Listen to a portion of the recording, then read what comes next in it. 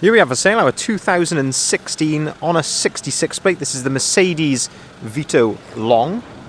It is the 1.6 CDI, 114 brake horsepower. And what we're going to do in this particular video is have a little walk around, have a look at the spec, but also the condition of this particular van. So, starting at the rear, you can see it is badged accordingly, the 111 CDI, and we've got the rear unglazed tailgate. We can also see here on the rear bumper that it has got the rear parking sensors. Obviously, one thing to mention while we're here in terms of condition, it is a 4-year-old vehicle, so you are going to get the odd little mark here or there on the plastic of the bumper, and you expect the odd little mark here or there, but all in all, as hopefully you'll see in this video, this is a very, very well presented vehicle, and was certainly make either a good camper conversion as a personal vehicle or alternatively a great works vehicle as well. So if we look in the back, you can see it's fully ply lined. We've got the factory fitted bulkhead, and you've got this nice hard wearing floor here as well, and you've got the nice tie down points around the back of the van. We can shut the tailgate. As I say, that's one thing I mentioned with it possibly being a good camper conversion, is because that is something certainly you'd look for in a camper conversion, is the tailgate.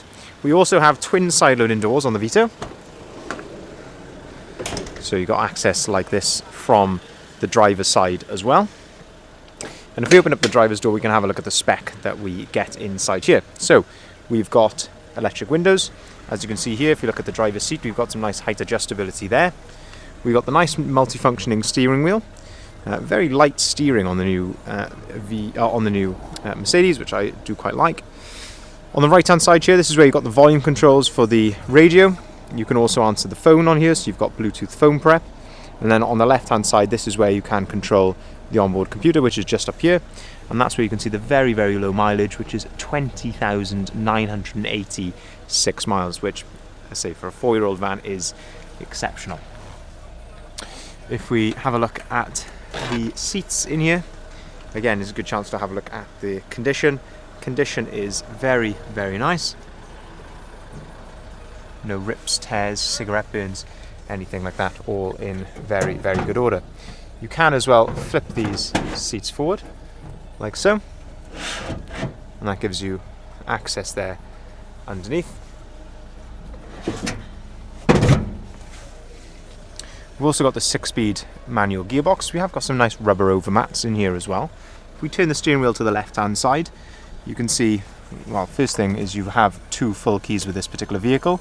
This is also the cruise control settings, and also the speed limiter if you want to set a speed limiter on this as well. If we look at the radio, as I mentioned, you have got the Bluetooth phone prep here. We're actually on that screen at the moment. But once you've got your phone connected on here, you've also got Bluetooth audio, so you can play music through that. You've got an SD card slot up here, so you can play music through that.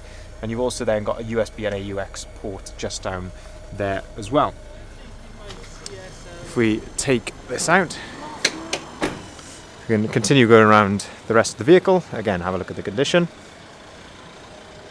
This is a one owner from new vehicle, and being on a 66 plate, it is Euro 6.